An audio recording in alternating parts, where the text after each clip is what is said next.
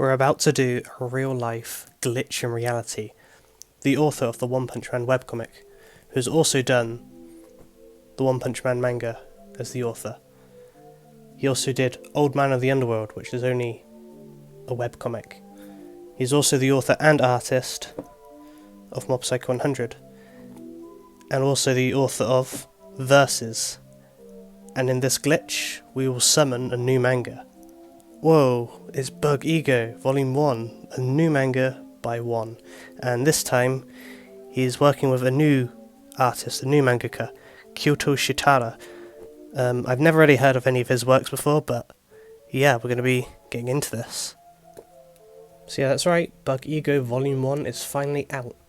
I really like the cover, it's so cool.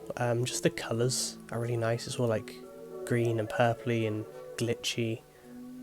The logo just looks amazing, and we have our main protagonist on the cover here, and I believe the cover's going to line up with Volume 2 of the manga, so it'll be really interesting to do that later on. On the back, it's basically the same image, just flips upside down, and but yeah, we get basically this little introduction, tells us about the manga, and it's another manga from Viz Media, who's doing this English copy, and yeah, we have the side here, which looks really good. So a bit of history behind this manga. This actually originally started as a one-shot manga between One and Kyoto on the 27th of April 2023, and yeah, they were just going to do one chapter and just stay like that until this eventually got picked up to become an actual manga series. I think an entire year later we got the second chapter. Yeah, so as of recording this video, Volume 1 has just come out. I got it a couple days early, and I believe in Japan, online, the latest chapter is Volume 20, so this is still relatively new and quite early on in the series, so I can't say expect many of these videos, because I think the manga did become a yearly manga release, and now it's just started to slowly come out with more chapters, so it might actually be a while until another one of these comes out. Alright, so we're going to get into this, because what I've read in this volume is really good. So we have 3 chapters here, and a couple of omakes. We got a proper full omake at the end about the characters. We've got like a mini one-page omake between chapters, and a little bit of behind the scenes of the manga between One and Kyoto, the mangaka behind this manga. So this is actually about secret tricks or glitches or hacks or even bugs in reality, and it's actually quite interesting. So even this first page here is actually really important for context. Remember this page for later. But we get our 2 main characters just in class together. So this character here, the smaller one with the sort of afro, he's Takahiro. He's like the main character, and Makoto is the secondary main character. He's like a lot taller, spiky hair, and yeah. And these 2 are just students in school who basically just go to school together, and they don't really know each other very well, but they kind of want to become friends. And it starts off, one of them is feeling a bit sick and he wants to go to the bathroom, but he obviously can't because there's a load of delinquents hanging around in there. But they have other plans. They're going to perform some secret tricks or some hacks into reality. Takahiro here is an expert on knowing how to glitch reality and hack into life to cheat things out. While Makoto here kind of only really knows like the silly, ridiculous things of like how to hold in diarrhea and not be sick and stuff. So we get our first look and instance into an actual hack or glitch in reality here. So we learn that if they put in a specific combination to the vending machine, bird poo randomly spawns, like at the bottom of a lamp post. And then we get introduced to more weird things, where if an umbrella gets thrown into a specific bush, a new one will appear.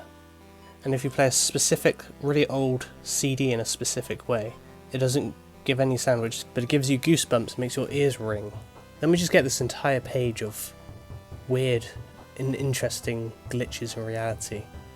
We get to see shadows move 0.5 seconds into the future, make red light shorter, creepy ones are like hearing whispering when no one's around, one to upset your stomach for no reason, one to make stray cats friendly and come up to you in an instant, faint auras around people, a hack to make clouds disappear, going for a dump when you really don't even need one, just silly stuff like that, making things slightly heavier, to draw brand new batteries without even using them. And there's a specific rule to never write down any of these glitches, like ever, because they're supposed to be super secret. And we find out Takahiro here somehow has got amazing test scores. It's because he found a glitch in reality that allows him to travel through time. And Makoto is obviously really interested. He actually wants to figure out how to do this, because who wouldn't, right? So an easy and quick analogy to use here to explain what's actually going on, it's like in Pokemon Fire Red and Leaf Green, where if you're able to do specific things in very specific orders and follow every step correctly, you can use the mail glitch and just clone items infinitely in your game. Or if you use the storage box in the Poke PCs in the Poke Centers and name them very specific codes, you can clone Pokemon. Even in the original Pokemon, where you could actually glitch in Mew like I did in one of my really old videos from years ago. Stuff like that is basically what they're doing, but instead of video games, it's real life, doing very weird specific things. And for the time travel glitch, there's very specific requirements here, that it needs to be in a solar eclipse, and for whatever reason you gotta dance around naked in the school courtyard in front of everyone, which is ridiculous.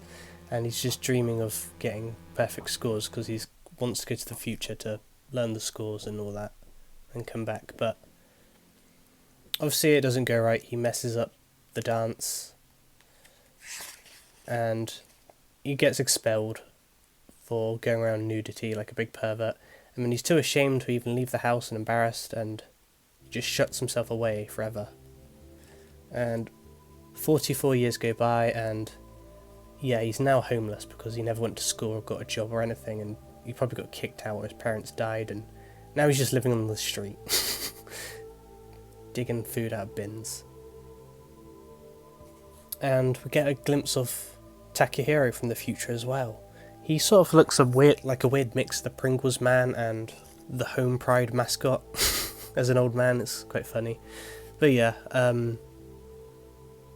and just years have gone by, and now Takehiro's angry because he's effectively ruined his life, giving him a fake lie of a trick.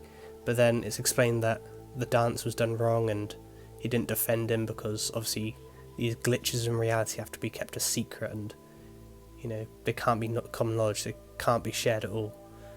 And they even burnt the evidence of all the secret tricks and hacks being written in the notebook. And he wants to make things right and help fix things, to go back in time and redo everything. So they agree, and for the next couple of days they just practice the dance to do it properly this time. And when the time comes, another solar eclipse, he goes it's just hilarious, this panel. He goes ahead and gives it a shot, see if he can do it correctly. And all these students are just freaking out that a nude homeless guy is running onto their school courtyard dancing nude. I mean, who wouldn't, right? That's a pretty normal reaction. But yeah, he does the dance, and then he just gets beaten up by school staff. And now he's just feeling like he's been tricked again, like he's getting laughed at. But in reality, he's not. It actually did work. And he wakes up. And now, if you've been paying attention to this video, you'll know exactly why I said to keep an eye on the first page, because it's the exact same first page. He actually went back in time, the time travel worked. Just different perspective at the bottom panel.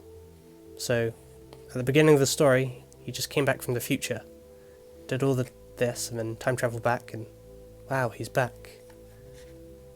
And yeah, welcome back. And that is the end of the first chapter. And yeah, this is basically originally what the one-shot was. and it was just this story on its own for a while, and then yeah, chapter 2 came and the rest came along with it. So chapter 2, basically all of chapter 1 has now been reset, but they've still got their memories, they still remember everything. Class is starting again as usual. Yeah, he's kind of just drawing himself as an adventurer here. We're about to find out why. At first it's like, oh, maybe he's just drawing because he likes to, but no, it's related to a secret trick. And yeah, there's this gorilla who's sort of like the mascot of this manga. You see him quite often in the background and artwork and all that. But yeah, we get all these interesting drawings. Takahiro is basically just a little bit upset that he thinks maybe he's just been used for the secret tricks, and Makoto generally just doesn't want to be his friend or something. And Makoto's just saying no, he's done with secret tricks because, you know, he really didn't like being homeless and all the weird stuff he had to do for time travel. It kind of scared him a little bit. But I don't think he's telling the full truth. But yeah, we find out that there is a secret trick to get lucid dreams, the ability to control your dreams to whatever you want, to whatever you can imagine. But yeah, so they write down the list of things that you have to do, and it's very, very specific, like a real actual glitch. Like, I'll let you read for yourself here, but it's like going to bed on specific times, not talking to people, not eating and taking a bath and brushing your teeth at the same time, drawing a picture of yourself and erasing, that sort of thing. And after that, you can have an elusive dream and just control whatever you want to dream about, which is pretty cool. But if you mess it up, or just don't have a strong enough imagination, you end up getting horrific nightmares that you can't leave. And yeah, this just keeps going on. Makoto basically just continues for an entire month of trying, but every night he just gets these awful nightmares. But eventually he keeps trying and he somehow gets inside Takehiro's dream. I think he accidentally found a glitch or a trick or somehow to enter other people's dreams, which is interesting because he hasn't learnt that. That's something he must have done by accident. So they're just like having a lot of fun within the dream and just doing all this crazy stuff, enjoying themselves within this dream, until they're disturbed by a strange man who none of them recognise and starts trying to kill them within the dream. And it's this awful looking nightmare creature, and they think it's possibly another person who knows a secret trick of how to enter people's dreams. So this could be some stranger just in their dream trying to get them effectively. And yeah, they're just getting chased down by this awful creature. They try to take it out, but it's too strong, it has too much control over dreams. And yeah, one of them manages to escape in a black hole that exits the dream, because that's like a safety precaution he has for the dream. But obviously Makoto's trapped in this nightmare that he can't even escape out of. And look, these awful things happen to him, like he starts getting ripped apart within the dream. And then he just gets the worst nightmare imaginable, where he's getting eaten alive by maggots and insects and these weird man vulture creatures, and yeah, we just get this awful gory scene. Don't even dream of waking up. This is enough to like give anyone PTSD who's experienced this. But yeah, Takahiro saves Makoto, and he uses the secret trick of, imagine holding all your guts inside a bag on a fishing line to stop yourself from throwing up or something, and it weirdly heals him. And basically they give him a power boost to enhance his dreams, to give him this superpower of looking badass. And they basically defeat the demonic creature thing. And it's such cool art, I really love the artwork. And then here they're just discussing, they're not sure if it really was an intruder or if a side effect of him being able to go into people's dreams, what if he could have just dragged along a nightmare with him. no one really knows, so it's up in the air, which is quite interesting. And the end of the chapter is something quite funny here. Yeah. Possible antagonist of the series, we don't know if this guy might return. I possibly feel like this is going to be an actual recurring villain who's trying to get them. I don't think it's an actual nightmare that happened by accident. I think this might be a villain of the series, but who knows, we'll have to keep on reading. So remember that analogy I gave of the video game glitches? Well, there's also a drawback to some of these real life hacks, because just like any video game hack or glitch that actually works, there's also a lot of risks that can happen. For example, in Pokemon there's always been bad eggs that can break and crash your game. And that's the same for in reality, because if you haven't noticed already, the dance failing, the terrible nightmares, and the awful thing that's about to happen in this chapter, yeah, if you mess up some of the glitches in reality, there's some pretty bad consequences. Some are more serious than others, but yeah. So the two end up going to Takehiro's house, just to spend time together, and they actually have a Famicom, but obviously the manga says Famucon. It's probably just because of copyright reasons. And they start like looking for games to play together. And they see one of these weird stickers, which is going to be important later. And they talk about another one. But yeah, there's this really deadly looking page, which becomes relevant a little bit later, and he's obviously trying to hide it because it's too dangerous. But yeah, they have to go on like this school trip or something to write an assignment, so they get put in different groups. And this is where we get introduced to more characters, so we get their teacher and some of the other students. We get like two delinquents and this girl who I think is going to join the characters later. But yeah, they start like looking around this museum of weird cursed objects and items. So this scene, this part is all very Mob Psycho 100-esque. But yeah, get a bit of all this. There's some really interesting things, and basically the delinquents are trying to con people out of money, force them to pay for this trip and all that. Meanwhile, Takehiro is at this weird strawberry picking garden for the assignment, and he's grouped with a load of girls who we don't really know the names of. But yeah, Makoto notices another one of these stickers, and I think that's quite a deadly, dangerous sign, because it's this really creepy mask that's very similar to the drawing in the notebook that was snatched away from him a couple of pages ago from the other day. And I believe this is like a cursed object that does awful things. I think, yeah, he tells them to not like touch it and not use any secret tricks or hacks near around that mask or something. But obviously Makoto gets in a bit of an argument with one of the delinquents about money and bullying and all that, and he uses a trick to make his opponent look small and pathetic, but it doesn't actually do anything to the opponent, so he still gets his ass handed to him by the big strong bully. But because obviously he used a secret trick near the mask, and he's probably even accidentally touched it, it's triggered something. He's now trapped within this mask, and it's really awful. It's super traumatizing, because he goes in there and it's like these creepy demonic voices all talking to him. It's all hot and steamy in there, and apparently it's like loads of other people been trapped in here forever and they can't leave, suffering. And I think he even talks about sexual assault in there or something. They wish it was like a girl, which was really creepy.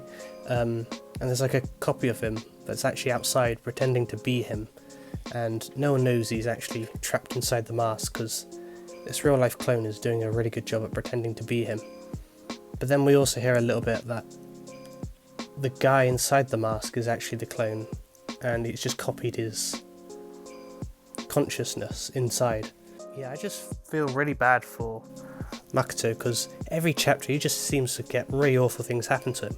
Like, he ends up homeless, he ends up getting eaten alive, trapped in a dream, in a nightmare he can't leave, and then now he's sealed inside of some cursed mask that he can't leave, just getting assaulted by creatures within. And that just seems to be the cliffhanger for this chapter and volume. Like, yeah, it's really terrifying actually. Like, this guy's probably gonna have some serious PTSD, and he's only like 3 chapters into the story. Then yeah, we get one final make, a little bonus chapter of circling ants, and basically just building up the 2 friendships of how they think about how people from the school think Takahiro is weird, and Mokoto just wants to basically be his friend, and he's like defending him and all that. They go into a little bit more of the holding guts in a bag or something. It's a weird one.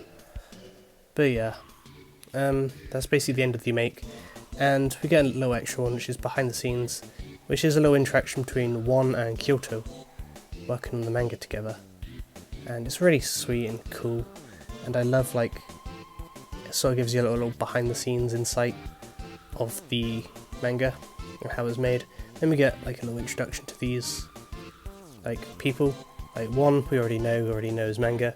I don't really know much about Kyoto, the artist of this manga, so yeah, maybe I have to look up and see what other manga he's made. But yeah, that's the end of volume 1. Then just goes into some advertisement. That's basically it. I can definitely tell One misses Mob Psycho 100 after it ended, so he definitely wrote something very similar to it. And a little bit unrelated, but I thought it was cool, in this edition of Ultra Jump, just after the One Punch Man segment of the issue, we do get a little bit of advertisement for Bug Ego, and one of the later chapters that we don't have in English just yet. Yeah, I will be covering this in another video in way more depth, so stay subscribed for that. Also, I figured it's worth mentioning, Bug Ego is featured on the cover of a completely different issue of Ultra Jump. But yeah, that has been Bug Ego Volume 1. I'm really excited for Volume 2. I think it comes out in a couple of months, and I think there's only 3 volumes out right now. I think Japan has all 3 volumes, and I think Volume 3 of this might come out near the very end of this year, or maybe even next year. But yeah, like I said, don't expect too many of these, because there are only 20 chapters so far as of recording, and yeah, the stories are really good and the chapters are amazing, but they are very slow in coming out. I do not know how many of these there are going to be and how long the series is going to go on for, but yeah, this has been a really fun manga for me, and I'm really actually enjoying it, especially after the end of Mob Psycho 100. But yeah, that has been Bug Ego Volume 1. Yeah, let me know what you think, and stay tuned for more. And yeah, that will be from me for now. Thank you for watching, and goodbye.